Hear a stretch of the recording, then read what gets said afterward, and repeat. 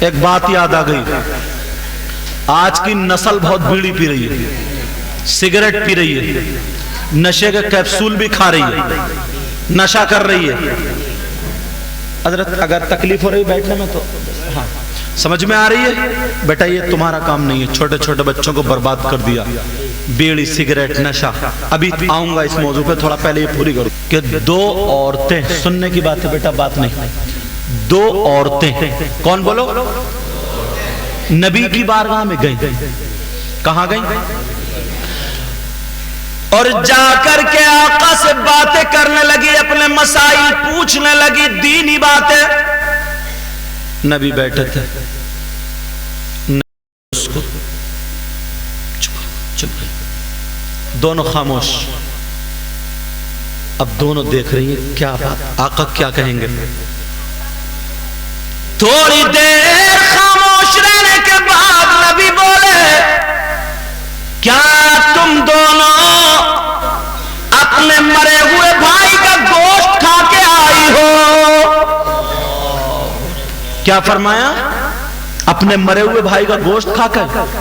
ان دونوں عورتوں کی نا، اے بیٹا، اے بچے، او میرا لال، میرا چاند، دونوں کی آنکھوں میں نا آنسو آ گئے، آنسو چھلکنے لگے اور منہ جیسے رونے لگی، کہنے لگی آقا کون بہن ہوگی جو اپنے بھائی کا، مردہ بھائی کا گوشت کھا سکتی ہے؟ آقا بہن تو بھائی پہ جان چھڑکتی ہے، آقا ہم نے نہیں کھایا۔ میرے نبی نے فرمایا تم اپنے مرے ہوئے بھائی کا گوشت کھا کر کے آئی ہو۔ اللہ، دونوں کہنے لگی آقا ہمارے ماں باپ آپ پہ قربان، آقا قسم ہے رب ذوالجلال کی، آقا ہم نے گوشت نہیں کھایا۔ نبی نے تیسری مرتبہ پھر فرمایا کہ تم اپنے مرے ہوئے بھائی کا گوشت کھا کر کے آئی ہو۔ دونوں کی آنکھوں میں آنسو، توجہ میری طرف کو دیکھو، سمجھے؟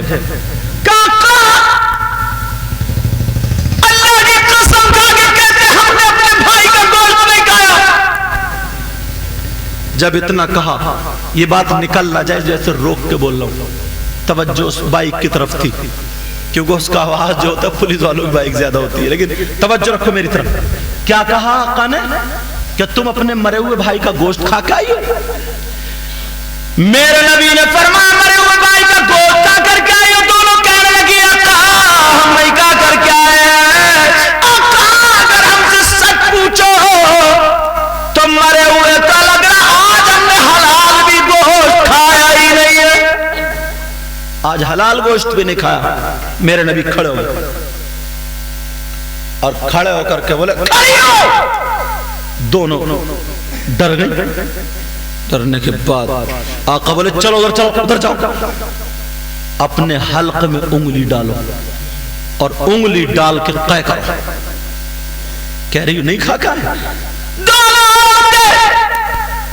آقا کے سامنے مگر چلی گئی، دونوں نے حلق میں انگلی ڈالی اور جب قے کی، اللہ، دونوں کی پلٹی میں گوشت کی بوٹیاں، لوتھڑے، ٹکڑے نکل رہے تھے، پلٹی کے ساتھ، قے کے ساتھ گوشت کی بوٹیاں، ٹکڑے نکل رہے تھے۔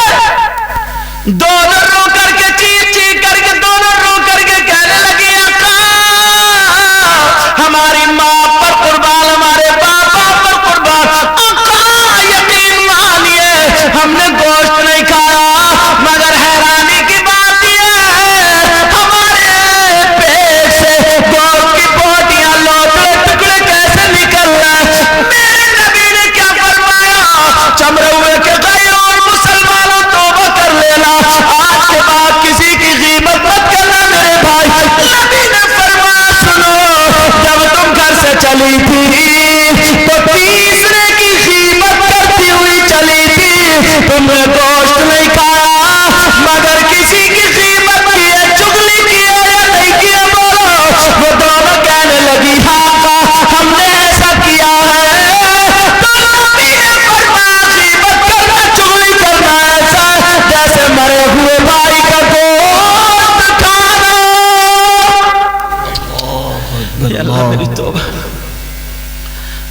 کے بعد تمہیں اللہ اور رسول کا واسطہ پیارے، میں تمہیں کرامت غوث پاک کی اتنی سناتا رہتا.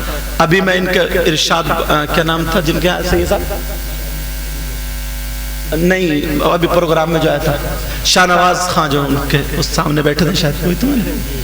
ہاں بہرحال تو میں نے غوث پاک کی بہت ساری جتنا ٹائم تھا کرامتیں سنائی تھی، مگر آج میرا دل یہ چاہ رہا بولے میں کہ سرکار بلوا رہے ہیں کہ کچھ ایسی نصیحت کی باتیں ہو جائیں یار جو ہمارے درمیان سے برائی مٹ جائے، جو برائی ختم ہو جائے.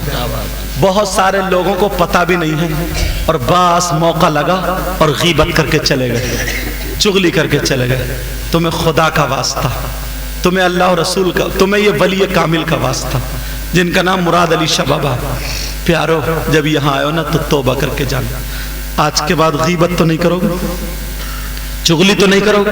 ہر چیز کا حساب و کتاب حشر کے میدان میں آخرت میں ہوگا. میزان جس کو ترازو بولتے وہ لگی ہوگی، نیکی بدی سب تولی جائے، حساب و کتاب ہوگا. نماز نہ پڑھنا بہت بڑا گناہ ہے، بہت بڑا گناہ، بہت بڑا گناہ، بہت بڑا گناہ، مگر یہ حق اللہ کا ہے، حق اللہ. جب بات آئے گی تو اللہ کا حق ہے، اللہ اپنا حق معاف کر دے گا. اور اگر تم نے کسی کی غیبت کی ہے، چغلی کی ہے، تو یہ حق اللہ کا نہیں ہے بلکہ اس کا حق ہے جس نے تم غیبت کرے ہو، جس کی تم نے چغلی کی ہے. یہ حق العبد ہے، یہ بندے کا حق ہے. اللہ تعالی حساب کے دن اس وقت تک معاف نہیں کرے گا جب تک کہ وہ بندہ معاف نہ کر دے جس کی کہ تم نے غیبت کی. اسے معمولی بات سمجھ رہے ہیں آپ؟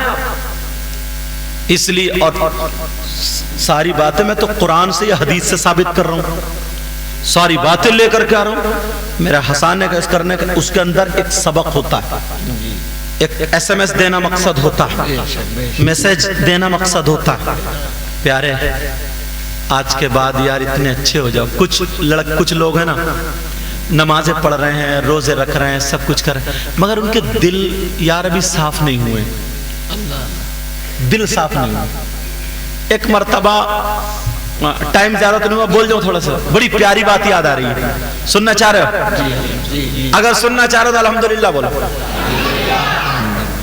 میرے نبی کی بیوی حضرت عائشہ سے متعلق یہ بات. ہاں ٹھیک، آپ فارغ ہو کیا حضرت؟ حضرت عائشہ سے متعلق ایک دن میرے نبی بہت خوش تھے اور خوش ہو کر کے نبی بولے عائشہ کا جی آقا. کہنے لگے عائشہ آج تمہاری جو طبیعت چاہے مجھ سے مانگ لو، اگر چاہو تو کسی سے مشورہ بھی لے لو.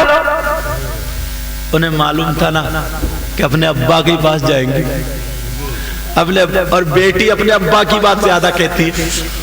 بعض تو میری بہن ہے کئی بچوں کی اماں ہو گئی، مگر پھر بھی قانون آج بھی میکے والوں کا چل لیا، گھر میں لڑائی جھگڑے چل رہے ہیں. بولو ہے کہ نہیں ایسا؟ ایک دن نا بات یہ روک کے کہہ رہے ہوں، میرے آقا اور حضرت عائشہ لیٹے ہوئے تھے، تو اس وقت اتنے مکان وغیرہ تھے نہیں، چھپر ہی تھے، تو پورا آسمان دکھتا تھا. پرانے لوگوں کو دیکھو جن کے چھپر، پورے آسمان پہ ستارے دکھتے تھے. حضرت عائشہ نے سوچا میرے ابا کے بارے میں کہیں گے. حضرت عائشہ بولی آقا آپ کا کوئی غلام ایسا بھی ہے جس کی نیکیاں ان آسمان کے ستاروں کی برابر ہو؟ میرے نبی فرمانے لگے عائشہ ہاں کا کون ہے؟ کہ وہ میرا عمر ہے. عمر کیا بات ہے، بے شک ابا کا نام نہیں آیا، ابو بکر صدیق کا. حضرت عائشہ نے پھر پوچھ لیا آقا کیا کوئی آپ کے غلاموں میں ایسا بھی ہے جس کی نیکیاں ان ستاروں سے بھی زیادہ ہو؟ تو میرے نبی بولے ہاں ہے. کہ کون ہے؟ کہ وہ بھی میرا عمر. اب بیٹی کہنے لگی پھر میرا ابا. حضرت عائشہ بولی میرے ابا کا کیا مقام ہے؟ میرے ابا کا، اپنے ابا کی تعریف سننا چاہ رہی. ابو بکر صدیق کی بیٹی تھی نا. کہا میرے ابا کا حال کیا ہے؟ میرے نبی سمجھ کے اٹھ کے بیٹھ کے کہنے لگے عائشہ میرے عمر کی پوری زندگی کی نیکیاں ایک پلے میں، اور میرے ابو بکر کی غار والی جس میں انہوں نے ان کو سانپ نے ڈسا تھا، اس رات کی نیکی ایک پلے میں. پھر بھی میرے ابو بکر کی واہ واہ سبحان اللہ. وہی عائشہ سے بولے, کہنے لگے عائشہ آج پوچھ لو مجھ سے جو پوچھنا, چاہے کسی سے مشورہ لے لو. ولی اب آقا مشورہ لے لوں کہاں, میرے نبی کو سیدھی دوڑتی ہوئی گئی ابو بکر صدیق کے پاس. کہا ابا جان آج نبی تو بڑے موڈ میں ہے, بڑے پیار میں, آج کہہ رہا مجھ سے کچھ بھی پوچھ لو. کہا بیٹی سوال میں بتاؤں گا, آج تک نوبت نہیں آئی یہ پوچھنے کی, مگر کھٹکتا ہے, مگر مجھے بھی بتا کے جائیو. اپنی بیٹی سے کہہ رہا مجھے بھی بتا کے جانا. کہاں؟ کہا کیا پوچھنا؟ کہا یہ پوچھنا کہ آقا جب آپ معراج کو گئے, اللہ سے آپ نے باتیں کی, قرب خاص میں گئے, تیسرا کوئی تھا ہی نہیں اور کسی کو پتا بھی نہیں کیا باتیں ہوئی. وہ راز و نیاز کی جو باتیں تھی ان تمام باتوں میں سے کوئی ایک بات بتا دو. سبحان اللہ بولو نا, باتوں میں سے کوئی ایک بات بتا دو. حضرت عائشہ نے آئی, آقا پوچھ لوں؟ نبی بولے مجھے معلوم ہے تمہارے پیچھے کون بول لیا, پوچھو. نبی بولا کہا پوچھو. کہا آقا جو آپ معراج کو گئے, پہلے آسمان پہ, دوسرے آسمان پہ, تیسرے آسمان پہ, چوتھے, پانچویں, چھٹے, اللہ سے باتیں قرب خاص میں پہنچے, جو اللہ میں اور رسول اللہ میں راز و نیاز کی باتیں ہوئی وہ کسی کو پتہ نہیں, ان میں سے کوئی ایک بات بتا دو.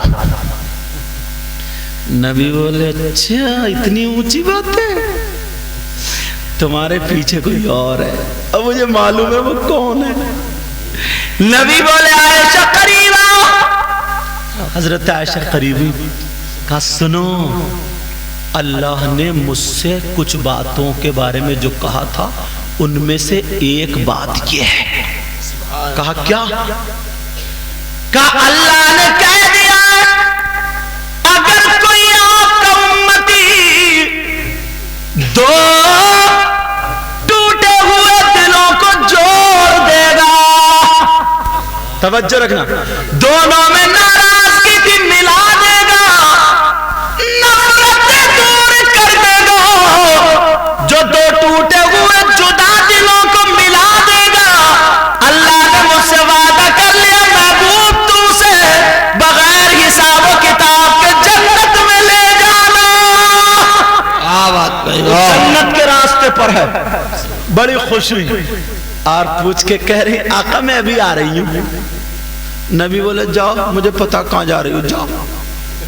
سیدھی گئی. حضرت ابوبکر صدیق تو ٹہل ہی رہے تھے, میری بیٹی آ رہی ہوگی, کیا لائی ہوگی, آ رہی ہوگی. ابا جان پتا چلے. کہا بیٹی بیٹھ بیٹھ. ابوبکر صدیق نے بڑے پیار سے اپنی بیٹی کہا اب بتاؤ میرے آقا کی بات ہے. کہا ابا جان بڑی خوش ہونے کی بات ہے. کیا؟